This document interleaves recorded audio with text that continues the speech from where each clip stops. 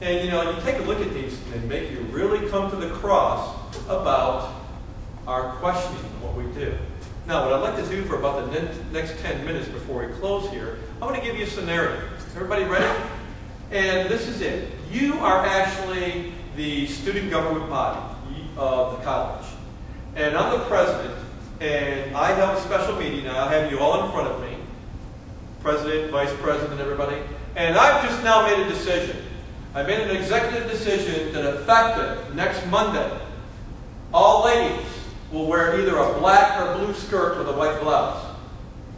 All gentlemen, all males will wear either a dark blue, dark black trousers with a polo shirt, a colored polo shirt. No more t-shirts, no more shorts, no more chanclas, no more t-tops, no more wearing like you're working it instead of coming here to school. Okay, all that stuff. Okay, skirt, blouse. Gentlemen, slacks, trousers, okay, shoes, and polo shirt. Now, for a minute, you just thought about that. What I want to do now is open it up because I'm going to play president. You now ask the questions. And using these critical thinking elements and standards, ladies and gentlemen, here I am, Dr. Maldonado. I believe that you called this session in here. You want to ask me some questions about our policy that we're going to enact starting Monday. What are your questions, ladies and gentlemen? I have a busy schedule. Okay? Why? Okay, so your question is why? The ultimate question that everybody asks, and is so open-ended, why? Well, miss, if you take a look at statistics, we have found out that a lot of companies and businesses, when their people actually come to work, that about 80% of them are improperly dressed.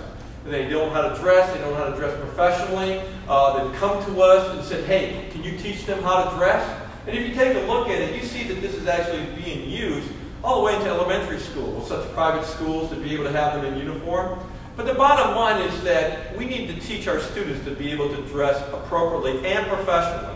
And it's great when it's hot and everything, we wear our shorts and everything. But again, too, is throughout the world, there is a way to be able to dress appropriately and set the example for your company. So that's why we're beginning to do that. That is your question. Okay, next question. Come on, that can't be the only one. Why not just set up a class to teach students how to dress? Good question. Why not set up a class? We've actually done that in several departments in what are called as your capstone class, man. They have actually set up, because a capstone class kind of encapsulates the whole program of study. And unfortunately, yes, we have a little bit of time that they do talk about dress apparel. They do mock interviews. But you would be amazed, and I will tell you this from personal experience, that we talk about professional attire, and you would be amazed, young ladies walking in with stilettos, walking in with a low-cut blouse, and it's like, okay, you know, this is not like Chippendales or something like that, or Hooters or something. You see young men walking in, shirt unkempt, wrinkled, hair all disheveled. So we tried the classes. And we are going to have classes to be able to help the student population to be able to dress appropriately. But I feel that the best thing to do is simply be able to set an example and have you be able to wear it appropriately every day. What do you think that'll do to the numbers of students coming to this campus? Oh, good question. What we'll do with the numbers here for the students? We hope to believe that, of course, we may lose a certain percentage of students, but I think that once the students see the value of what we're trying to do here, that our numbers will remain the same, if not even increase. Because, of course, the universities will like it as well. So you got a question? Yes, sir. My religion prohibits me from wearing any blue or black clothing other than what I'm wearing now. Okay. There are a couple other professional colors. One question that we had before, why blue and why black? If you look at research articles in business, blue and black are your typical business colors. Gray, brown, khaki. So we can kind of work with that if people do, because of the religion, have that. The thing about it is we want to maintain a good professional appearance. We don't want people walking around in jeans, holy jeans, and I don't mean like religious jeans. I mean there's holes all over it. We wonder why they're sitting there on there.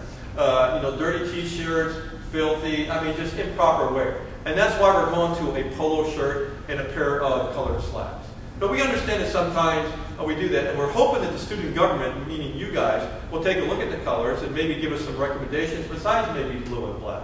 Maybe you want to go with gray. Maybe you want to go with brown. But of course, this is what we're giving it to you, and so we can get your suggestions as well. Did that answer your question, sir? Yes, sir. All right, now what am I doing here? You're asking questions.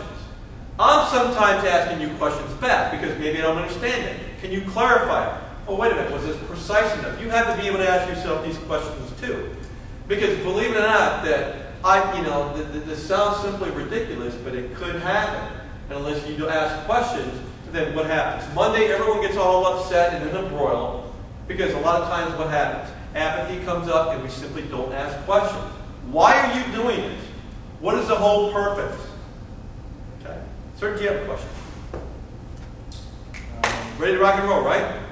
Okay. Put that nice crease in your slacks.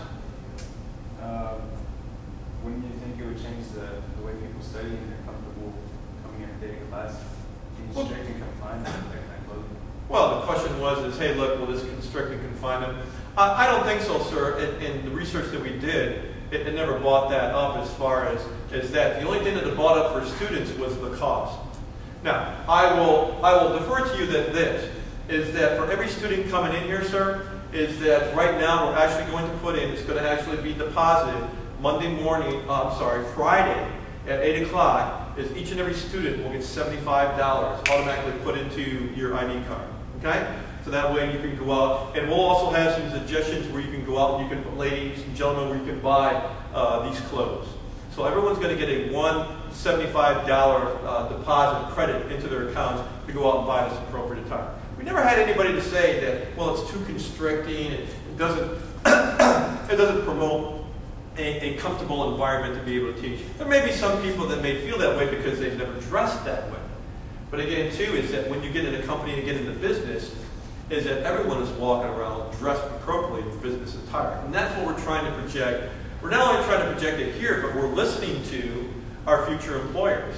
Industry and employers want their people to come and be able to dress appropriately.